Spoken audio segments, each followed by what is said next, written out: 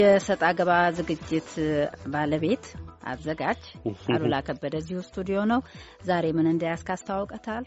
አመሰግናለሁ ቆንጂት። በሩጫ ነው ማስተዋወቀው። አቶ ጀዋር መሐመድ የኦሮሞ ሚዲያ ኔትወርክ ዲሬክተር፣ አቶ አሉላ ሰለሞን በሰሜን አሜሪካ የትግራይ ተወላጆች ማህበር ዲሬክተር ናቸው ተከራካሪዎቹ።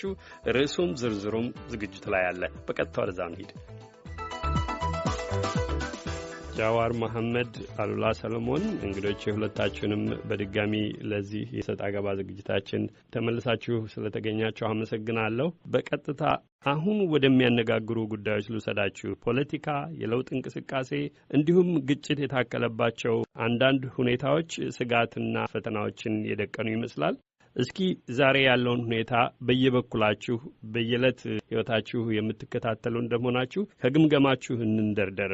አሉላ ቅርብነህ ካንተ ልጀምር። እሺ፣ አመሰግናለሁ አሉላ ድሉ ስለሰጠኝ። ያው የኢትዮጵያ አሁን ያለው ወቅታዊ ሁኔታ ላለፉት 3 ወራት ማለት እንችላለን መጀመሪያ አካባቢ የመጀመሪያው ወር ላይ ጠቅላይ ሚኒስቴሩ ወደ ኃላፊነት ከመጡ የተወሰዱ የማስተካከያ እንዲሁም ኢህአዴግ እንደ ገዢ ፓርቲ እንዲሁም መንግስት ማሻሻያ ብለው የወሰኗቸው የሪፎርም የመተግበር ስራዎች ገብተው እጅግ በጣም ተስፋ ሰጪ እና በተለይ ደግሞ አገራዊ መግባባት፣ እርቅና ሰላም የማውረድ በተለይ ከ2015 ጀምሮ ሀገራችን ውስጥ በጣም የከፋ ሁኔታ ተፈጥሮ አለመረጋጋት በሰፊው የታየበት የዜጎች ህይወት መጥፋት፣ መፈናቀል፣ ንብረት መውደም፣ ሰላም መናጋት ነበረና ይሄንን ይፈታል ተብሎ በኢህአዴግ የተወሰኑ ውሳኔዎች ወደ መተግበር ነው የገቡት ጠቅላይ ሚኒስቴሩ። ስለዚህ በዚህም እጅግ በጣም ጥሩ የሚባሉ አዎንታዊ ነገሮች ታይተዋል። ነገር ግን ተከትሎ ደግሞ በተለይ ህብረተሰቡ ያገኘውን ነገሮችን በሰላማዊ መንገድ የመጠቀም እና ሀሳብን የመግለጽ መንገድ ትንሽ ወደ አልተገባ አዝማሚያ እየተቀየሩ የመጡበት ሁኔታ አለ። ስለዚህ በአንድ በኩል ተስፋ፣ በሌላ በኩል ደግሞ ስጋትንም ያጫረ ሁኔታ ነው ያለው። በተለይ ኢትዮጵያ ብዙ ብሔሮች መልቲ ኢትኒክ ፌዴሬሽን ሀገር መሆኗ በፌዴራሊዝሙም በህገ መንግስቱም የተቀመጡ መርሆች አሉ። እንዲሁም የኢትዮጵያ እውነታም የሚያሳየው ነገር ነው። እነዚህን በተለይ በማስተናገዱ ረገድ ትንሽ ችግሮች ተስተውለዋል። በህገ መንግስቱ የተቀመጡ የፌዴሬሽኑ ምልክቶች እንዲሁም አገሪቱ እንደ አንድ እውነታ ተቀብላ ብዙህነትን የምታስተናግድባቸው አካሄዶች ትንሽ እነዚህ እየተሻሩና ወደ ድሮ አስተሳሰብ የመመለስ አዝማሚያ በሰልፎችም ተንጸባርቀዋል። እንዲሁም በማንነታቸው ምክንያት በአንዳንድ አካባቢዎች ሰዎች ታርጌት ተደርገዋል፣ ተጠቅተዋል። ስለዚህ ይሄ ስጋቱ ነው። የመጀመሪያው እስረኞች መፈታቱ፣ የኢኮኖሚ የፖለቲካ ሪፎርም ማካሄዱ ተስፋ የሚሰጥ ነገር ሆኖ እሱም ተከትሎ ደግሞ የመጣ አስጊ ሁኔታ አለ ማለት ይችላል። መልካም። ስጋትም እድልም በአንድ አሉ ነው የሚሉት አቶ አሉላ። ነገር ግን እነኚህ ስጋቶች ከተለያየ አቅጣጫ በተለያየ መንገድ የታዩ ይመስላል። አንዱ ሌላውን ቡድን የሚወነጅልበትም ሁኔታ ይታያል። በዝርዝር እንገፋለን። አቶ ጀዋሪ እርስዎ ነው እድሉ። እርሶስ እንዴት ይገመግሙታል አሁን ያለውን ሁኔታ? እንግዲህ ከአሉላ መስማማው ተስፋም ስጋትም ያለበት ሁኔታ ነው ያለው። ተዛ የሚሰጠው በተለይ ደግሞ ለመጀመሪያዎቹ ወራት ትንሽ ከርፈፍ ብሎ የነበረው የለውጥ ሂደት በአሁኑ ወቅት በከፍተኛ ፍጥነት እየተካሄደ ነው። ሀገሪቷን ለረጅም ጊዜ ሲበዘብዙና ሰዎችን ሲጨፈጭፉ የነበሩ ግለሰቦች ከስልጣን ተነስተዋል። ሀገሪቷ በኢህአዴግ በህወሀት ሲደረጉ የነበሩ ግፎች በግልጽ ሚዲያ እየወጡ ያሉበት ሁኔታ ነው ያለው። የጸረ ሽብር ህጉ ተነስቶ በሽብርተኝነት ያለአግባብ የተፈረጁ ድርጅቶች ውንጀላው ተነስቶላቸዋል። ሚዲያዎች በሰላም ሀገር ገብተው እንዲሰሩ ሁኔታዎች የተመቻቹበት ሁኔታ ነው ያለው። በዚህ መልኩ ተስፋ እየሰጠ ነው ያለው። በሌላ ወገን ግን ስልጣን ያጣው በተለይ ደግሞ የፖለቲካ ስልጣን ማጣቱ ለኢኮኖሚ የበላይነቱ ያሰጋው፣ ከዛም አልፎ ደግሞ በተለይ ደግሞ እስከዛሬ ለተሰሩት ወንጀሎች ተጠያቂነት ይመጣል ብሎ ያሰጋው ደህንነትና ከመከላከያ አካባቢ ከፍተኛ ሴራ እየተሰራ እንደሆነ ነው የምናየው። ቅድም አሉላ እንዳለው በብሔር ብሔረሰቦች መካከል ግጭት ለመቀስቀስ፣ ህዝቦችን ለማጋጨት፣ የኢኮኖሚውን ሳቦቴጅ የማድረግ ከዛም አልፎ ጠቅላይ ሚኒስትሩን ለመግደል የተደረገ ሙከራ እንዳለ ነው የምናየው። ይሄ እንግዲህ በጣም የሚያሰጋ ሀገሪቷን ወደ ከፍተኛ ብጥብጥ ሊያደርስ የሚችል ሎውለስነስ ማለትም የህግ አልበኝነት እንዲስፋፋ እየተደረገ ነው ያለው። የዚህ ምክንያቱ አንደኛው ጠቅላይ ሚኒስትሩም ሆኑ ሌላው የሀገሪቷ ህዝብ እሳትን በማጥፋት ላይ ቢዚ ሆነው ተጠምደው የተጀመረውን ለውጥ ወደፊት እንዳይገፉበት ለማሰናከል ነው። ከባሰ ደግሞ በሀገሪቷ ውስጥ ህግ አልበኝነትና ግጭቶች ተባብሰው ጠቅላይ ሚኒስትሩ ሀገር ማስተዳደር አልቻለም፣ ሴኪሪቲ ማምጣት አልቻለም ብሎ ህዝቡ ተስፋ ቆርጦ ከደህንነትና ከመከላከያ ወገን በመሆን ለውጥ ቀልበሳ መፈንቅለ መንግስት እንዲካሄድ ሁኔታዎችን ለማመቻቸት እየተደረገ ያለ ሙከራ ነውና ይሄ በአንድ ወገን የሚያሰጋ ነው። ተስፋ የሚሰጠው ግን ህዝቡ ሙሉ በሙሉ ለማለት በሚያስችል ደረጃ የዚህ ለውጥ ደጋፊ ሆኖ ይህንን በተጨባጭ በሰልፎችም በተለያዩ በአገር ቤትም በውጭ ውስጥም በኢትዮጵያ ታሪክ ታውቆ በማይታይ መልኩ ከፍተኛ የሆነ የዓላማ አንድነትና ቁርጠኝነት የታየበት ስለሆነ እነኚህ ሴራዎችንም ለማክሸፍ የሚያስችል ሂደት እንዳለ ነው የሚታየኝ። መልካም። ከምትግባቡባቸው ከጀመርን የተስፋ ብርሃን ፈንጥቋል፣ ነገር ግን ፈተና አለ ብላችኋል። ይሁንና የችግሮቹ ምንጮች በተመለከተ ከተለያዩ ወገኖች የተለያየ ሀሳብ ነው የሚቀርበው። አቶ ጀዋር በገለጹት እጅግ አደገኛ በሆነ የብዙዎችን ሕይወት በቀጠፈ ድንገት ላይ የተከሰተው ውጤት አልደረሰም። ተከትሎ የሚኖሩትን እንመለከታለን። አሁን ግን እስካሁን እየታዩ ላሉት ፈተናዎች ኃላፊነት መውሰድ የሚችል ወገን አለ ወይ? ማንም የማያተርፍበት ችግር ውስጥ እየተገባ ምናልባትም ሁሉንም ስሌቱ ወደ ተሳሳተ አቅጣጫ ይወስዳል የሚል ነገር ነው እየተሰማ ያለውና አቶ አሉላ ቅድም በምክንያትነት የገለጿቸው አሉ። በእርግጥ ኃላፊነት የሚወስድ ወገን እርስዎ በሚደግፏቸው ቡድኖች ጭምር የሚታዩት አለ? አመሰግናለሁ አሉላ። ትንሽ ከጃዋር ጋር ማልስማማበት ነጥብ ወደ አንድ አካል የመደፍደፍ አካሄድ አለ። ይሄ አሰላለፉ የፖለቲካ በመተው በዋናነት ለውጥ እየተቃወመ ያለ በሚል መነሻ ብቻ የተመሰረተ ተናተን ወይም አረዳድ ነው ብዬ ነው የምወስደው። ምክንያቱም አጠቃላይ ሀገሪቱን የፖለቲካ አሰላለፍ ማየትም ተገቢ ነው። የተለያየ አጀንዳና ምርጫ እንዲሁም ፍላጎት ያለው አካል አለ። ስለዚህ በዚህ ዙሪያም የችግሮቹ ምንጮችም በዚህ ረገድ እነዚህ የተለያየ አሰላለፍና አጀንዳ ያላቸው ኃይሎች ድርሻቸውን የሚወስዱበት ሁኔታ አለ። መንግስትም በዚህ ደረጃ ግልጽ የሆነ አረዳድ ነው ያለው። ጠቅላይ ሚኒስትሩ ሰሞኑን አካባቢ የሰጡት አነጋገርም በደንብ ካስተዋል መንግስት ተገዶ የኃይል እርምጃ እንዲወስድ ህግ የማስከበር ራሱንም የመከላከል አካሄድ ውስጥ ሊገባ እንደሚችል ጥቆማ ሰጥቷል። ስለዚህ እንዲሁ በአንድ አካል ወይም ደግሞ ለውጥ ያልተቀበለ አካል አለ፣ ጥቅሜ ተነክቶብኛል፣ ስልጣን ተነክቶብኛል፣ የኢኮኖሚ ተጠቃሚነት ተነክቶብኛል የሚል አካል ዙሪያ የተፈጠረ ነው ብሎ መደምደም ትንሽ ይከብዳል። ሲጀመር አጠቃላይ ሀገሪቱ ውስጥ የነበረው ችግር ተጠያቂ የሚሆነው አጠቃላይ መንግስትና ይህንን መንግስት እየመራ የነበረ ገዢ ፓርቲ እንጂ አንዱን ነጥሎ ከዛ ውስጥ በማውጣት የተወሰነ የመንግስት ክፍል ወይም ከገዢው ፓርቲ አንድም ነጥሎ በማውጣት የሚካሄድ አካሄድ አንድ መንግስትም በዛ ደረጃ ያምናል፣ ኢህአዴግም በዛ ደረጃ ያምናል የሚል እምነት የለኝም። እኔ እንደዛ ብሎ የሚወስድ አካል ምናልባት ይሁን በድርጅቱ አሰላለፍ ዙሪያ ነጥብ የማስቆጠር ስትራቴጂ ቀይሶ የሚንቀሳቀስ አካል ሊኖር ይችላል። ይሄ ስትራቴጂ ነው፣ የትግል ስልት ነው። ምንም ሊገርመኝም አይገባም። ነገር ግን ኃላፊነት ላይ በነበረበት ጊዜም በዚሁ ተግባር የከሰስነው አካል እንደገና ተመልሰ አሁን ከኃላፊነት ከወረደ በኋላም በተመሳሳይ ተግባር መክሰስ ራሱ ግምት ውስጥ ያስገባል የሚል እምነት አለኝ። በመሰረቱ ኃላፊነት መወሰድ ካለበት ለነበሩ ላለፉ ችግሮችም አሁን እየተፈጸሙ ያሉት መንግስት ኃላፊነት እንዳለው አካል መንግስት እንደ መንግስት እርምጃ መውሰድ ካለበት መንግስት መፍትሄ የሚላቸው እርምጃዎች ይወስዳል። ገዢው ፓርቲም እንዲሁ እንደ ገዢ ፓርቲ ላለፉ ችግሮችም ተጠያቂ ይሆናል። ጠቅላይ ሚኒስትሩ በፓርላማ ይህንን ገልጿል።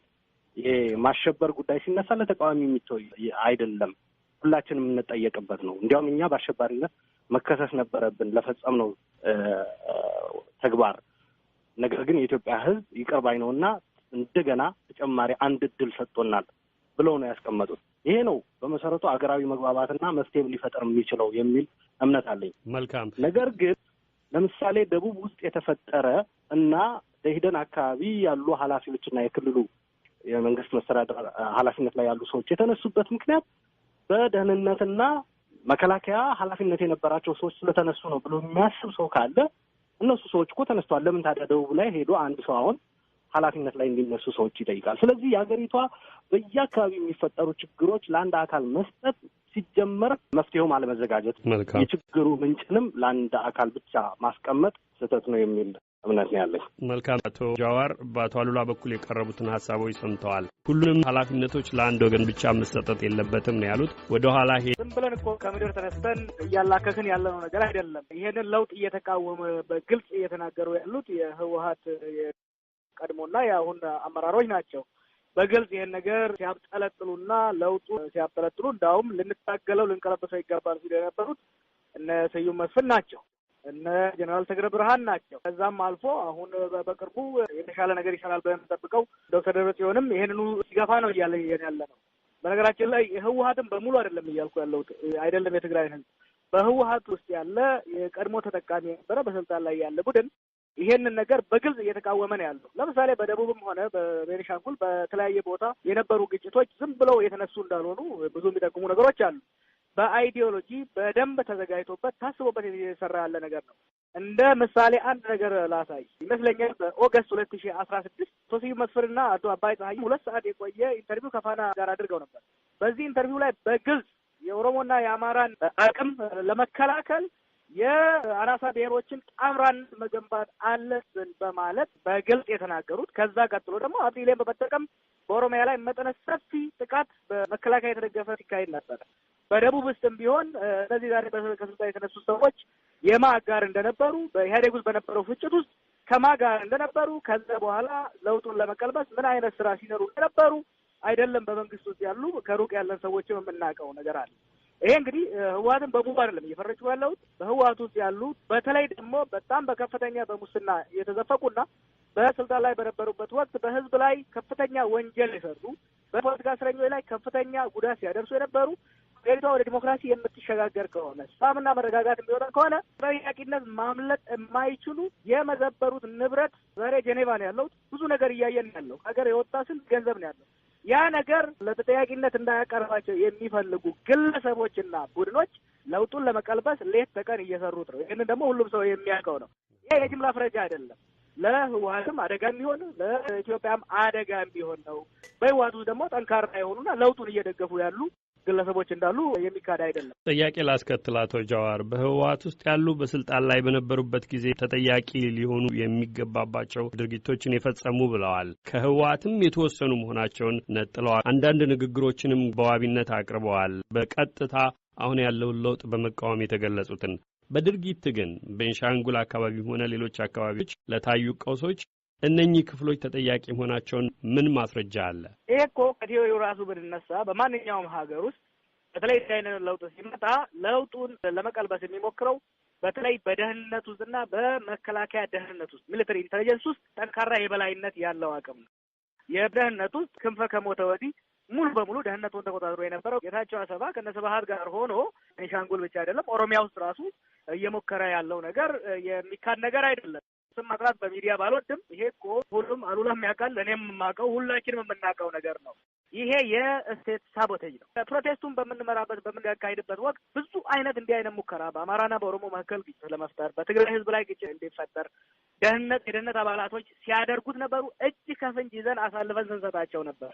አሁንም ቢሆን በቤኒሻንጉል ውስጥም በተካሄደው ሙከራ በምዕራብ ኦሮሚያ እየተካሄደ ያለውን ደቡብ ውስጥም እየተካሄደ ያለውን የህዝብ ለህዝብ ግጭት ሳይሆን ረብሻ በማድረግ ኤጀንት ሰቦተርስ የምንላቸው ተርጎ ገብ ጣልቃ ገብ የሆኑ በትሬኒንግ የወሰዱ የደህንነት ሰራተኞች ናቸው። ኢትዮጵያ ውስጥ ግን የደህንነት ድርጅት አንድ ብቻ ነው ያለው እስከማውቀው ድረስ።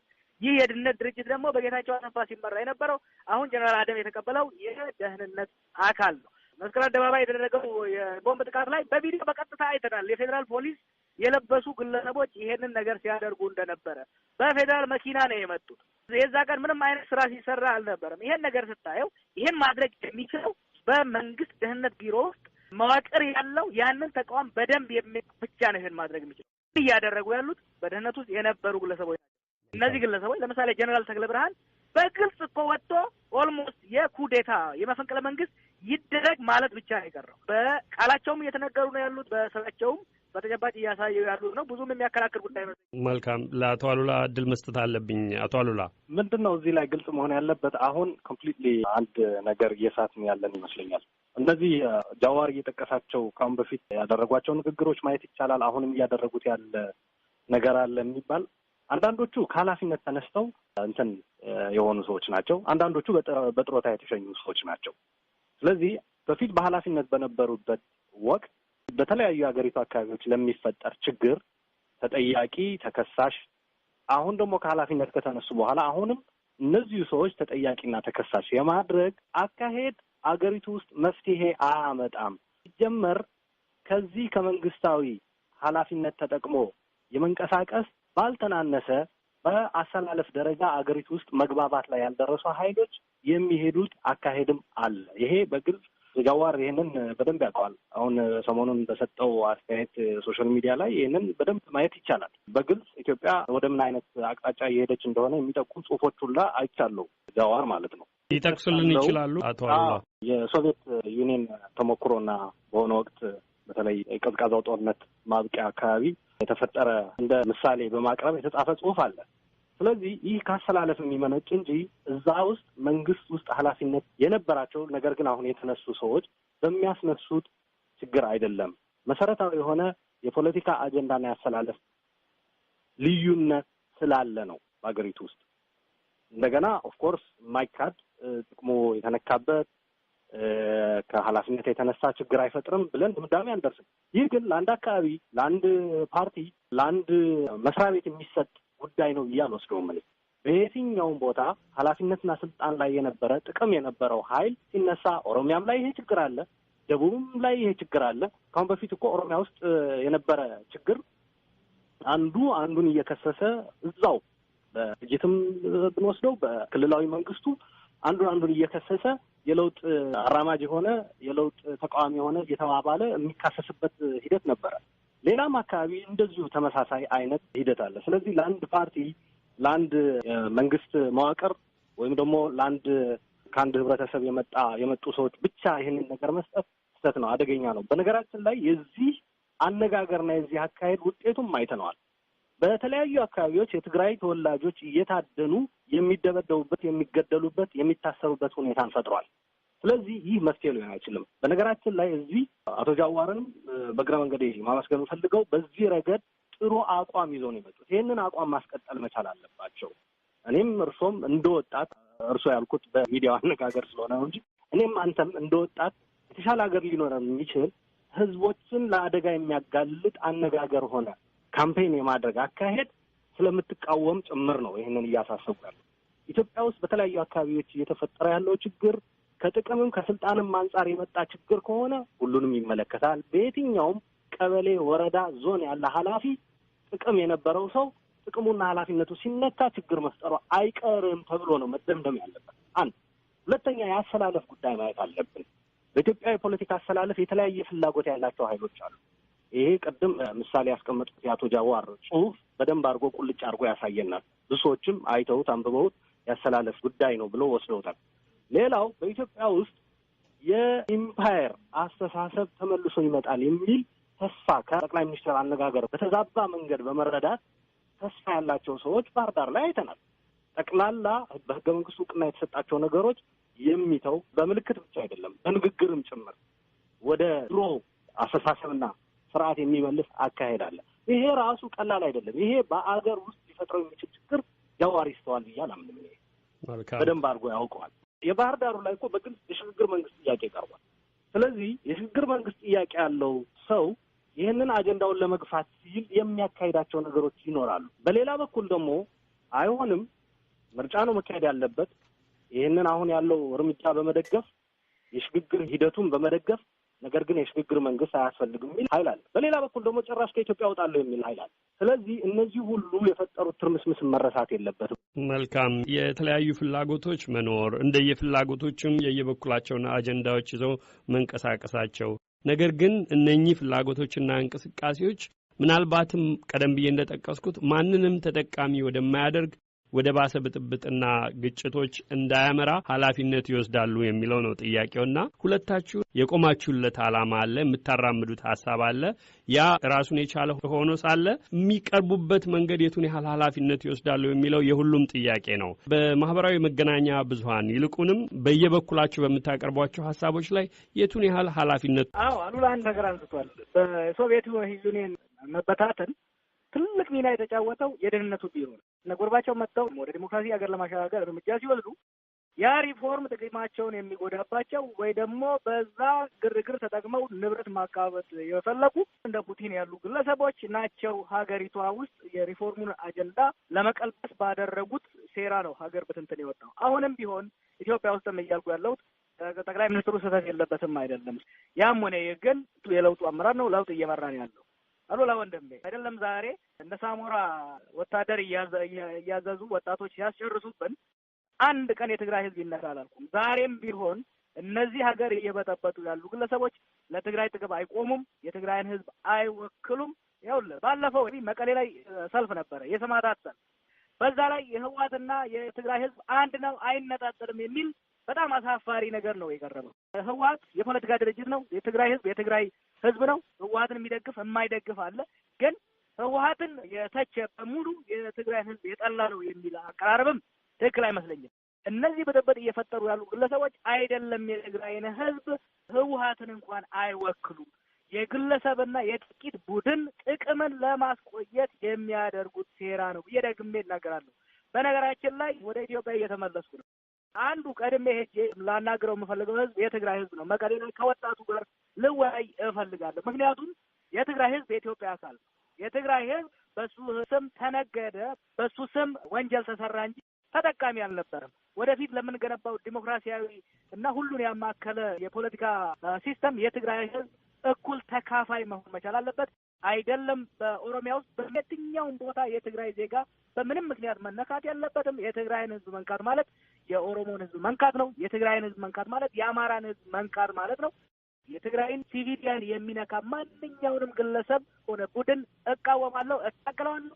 አይደለም የትግራይን ህዝብ እነዚህ ብጥብጥ የሚፈጥሩት ባለስልጣን ሌላ ቡድንም ሆነ ግለሰብ አንድን የትግራይ ዜጋ ከነካ ራሴን እንደነካ ነው የማየው። የኦሮሞን ህዝብ እንደነካ፣ የአማራን ህዝብ እንደነካ ነው። እንታገለዋለን። አይደለም ንጹህ የትግራይ ህዝብ የህወሓት ባለስልጣናት ራሱ ቢሆኑ ከአብይ ጋር ባላቸው ግርግር ያለ ህግና ስርዓት መነካት የለባቸውም። ተጠያቂ የሚሆኑ ከሆነ ህግና ስርዓትን በመከተል ለሀገር ሰላም መረጋጋትና ዲሞክራሲያዊ ሽግግር በሚረዳ መልኩ ነው መሄድ ያለበት። ጠቅላይ ሚኒስትሩ ከስልጣን አውርዶ ብቻ ተጠያቂነት ሳያቀርብ ሲለቃቸው ዝም ያልንበት ምክንያት ለሀገር ሰላምና አንድነት ይጠቅማል በሚል ነው እና ወደፊት የሚሆን መሆን ያለበት። መልካም። ህዝብን ከቡድን ፍላጎቶችና ከቡድኖች ዓላማ መለየት የሚለው ሊሰመርበት ይገባል። ቀደም ብዬ መንደርደሪያው ላይ እንደጠቀስኩት በየበኩላችሁ ተከታዮች አሏችሁ። የቆማችሁለት ዓላማ አለ፣ የምታራምዱት ሐሳብ አለ። የምታራምዱት ዓላማ ለረጅም ዓመታት በሰራችሁበት መንገድ ይታወቃል። ያ ራሱን የቻለ ሆኖ ሳለ የሚቀርቡበት መንገድ የቱን ያህል ኃላፊነት ይወስዳሉ የሚለው የሁሉም ጥያቄ ነው። በማህበራዊ መገናኛ ብዙሃን ይልቁንም በየበኩላችሁ በምታቀርቧቸው ሐሳቦች ላይ የቱን ያህል ኃላፊነት ትወስዳላችሁ? ለሌሎችስ የቱን ያህል ምሳሌ ትሆናላችሁ? አሁን ኃላፊነት ወስዳችሁ ስትነጋገሩ አድማጮች እየተከታተሉ ነው። አቶ ጃዋር ከርሶ ልጀምርና ወደ አቶ አሉላ ልሂድ። እኔ በተቻለኝ መጠን እስከዛሬም በሚደረጉ በማንኛውም ጉዳይ ላይ የብሔር ግጭት፣ የሃይማኖት ግጭት፣ ማንኛውም አይነት ግጭት ሊቀሰቅሱ የሚችሉ አባባሎችና አገላለጾችን አይደለም ራሴ መቆጠብ በእኔ በምጽፈው እና በምናገረውም ስር የሚጻፉ ኮሜንቶችን ራሱ ሞኒተር የማደርግበት ሁኔታ ነው ያለው። በተለይ አሁን ባለንበት ደረጃ የሚፈጠር ግጭት የጥቂት ሰዎችን ወይም ደግሞ ግለሰቦችን ሕይወት የሚቀጥፍ ብቻ ሳይሆን ሀገርን ወደ ከፍተኛ አደጋ ሊያደርስ የሚችል ስራ ነው የሚሆነው። ስለዚህ እኛ በሶሻል ሚዲያ ያለን ግለሰቦችም ከፍተኛ ጥንቃቄና በከፍተኛ ኃላፊነት መንቀሳቀስ አለብን። ከዛ ያለፈ ስራ መስራት አለብን እያልኩ ነው ያለው። ከዛ ባለፈ የፖለቲካ አመራሩ የስልጣን ሽግሽጉንና የስልጣን ፉክክሩን ተጠቅሞ ህዝብ እንዳያጋጭ እኛ በሲቪክ ሶሳይቲ ውስጥ ያለን ወጣቶች፣ አክቲቪስቶች ህዝብን የማቀራረብ የህዝብ ለህዝብ ግንኙነት እንዲጠናከር መስራት መቻል አለብን። ከዚህ ተነስቼ ነው ወደ ኢትዮጵያ የምመለሰው። አንዱ የምሰራው ስራ መንግስት መስራት የማይችለውን ስራ በመንግስት ስልጣን ውስጥ የሌለና የስልጣን ፍላጎት የሌለን ግለሰቦች ህዝብን የማቀራረብ ስራ መስራት መቻል አለብን። ከዚህ ተነስቼ ነው ወደ መቀሌም ወደ ባህር ዳርም ወደ ሌሎች ከተሞችም በመጓዝ ከዛ ህዝብ ጋር ነጻ ሆነን ለስልጣናችን ሳንጓጓ ስልጣን ስለማንፈልግ ህዝብን ለህዝብ ማቀራረብ ስራ መስራት መቻል አለብን። ለፖለቲካ ባለስልጣኖች ብቻ መተው የለበትም። የግለሰብ ኃላፊነትን መወጣት አለብን። ከዛ አልበን ደግሞ ህዝብን የማቀራረብ ስራን ደግሞ መስራት አለብን። በዚህ ላይ አሉላ ጆይን እንዲያደርገኝ ጋብዘው። መልካም፣ ግብዣውንም ጨምሮ ይመልሳሉ አቶ አሉላ። እሺ፣ አመሰግናለሁ ጃዋር። ቅድምም ምስጋናዬን ገልጫለሁ በምትከተለው የትግል ስልት ዙሪያ። በተለይ አሁን ሰሞኑን ደግሞ ዲክሌር ያደረግከው ነገር አለ። ከምን ለውጥ እንደመጣ አላውቅም። ካሁን በኋላ በሚዲያ የምንሰራው ይሁን የማደርገው እንቅስቃሴም የመንግስት እንቅስቃሴን በሚደግፍ መልኩ እንጂ ኃላፊነት በጎደለው አንሄድም የሚል ማይቼ ነበረ። ኢንፋክት ይሄ ከመጀመሪያ በምታደርጋቸው እንትኖች ላይ ሊንጸባረቅ ጥሩ ነበር። ኮርስ አሁን ትግሉ ተቀይሯል የሚል ነገር ሊኖር ይችላል።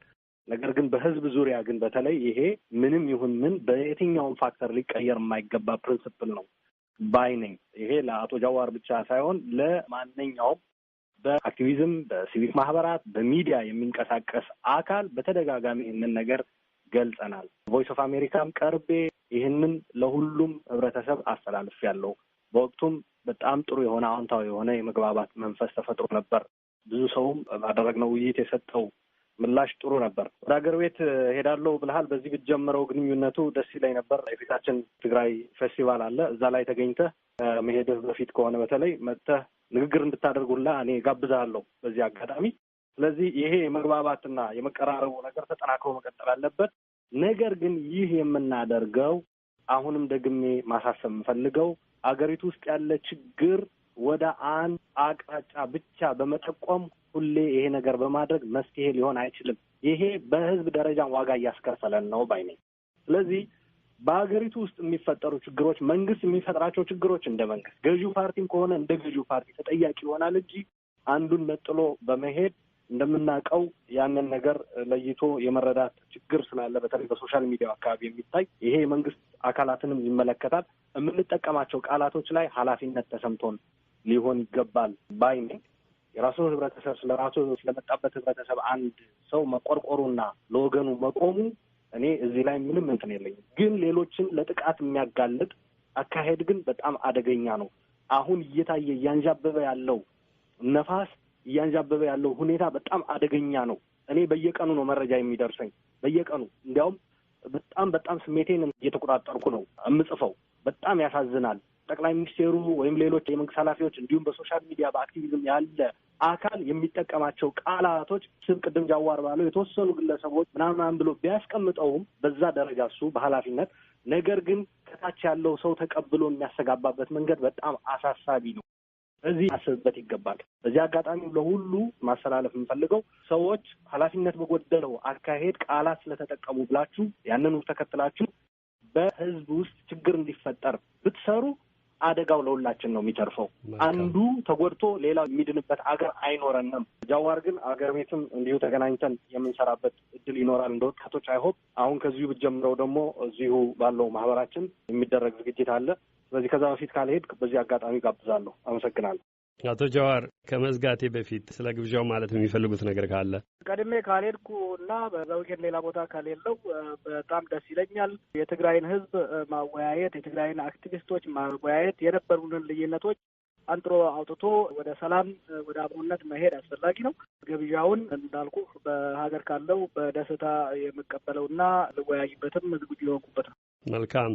ከሁለታችሁ ከግል ስሜትና ሀሳባችሁ ያለፈ ይልቁንም አገርን የሚመለከት አቶ አሉላ በመጨረሻው እንዳሉት አደጋ እያንዣበበ ነው የተባለ ሁኔታዎች እየታዩ ነውና እነኚህ ሁኔታዎች የተሻለ አዝማሚያ እንዲኖራቸው የማድረግ በየበኩላችሁ እንደምትወክሉት ወገን ኃላፊነት አለባችሁ።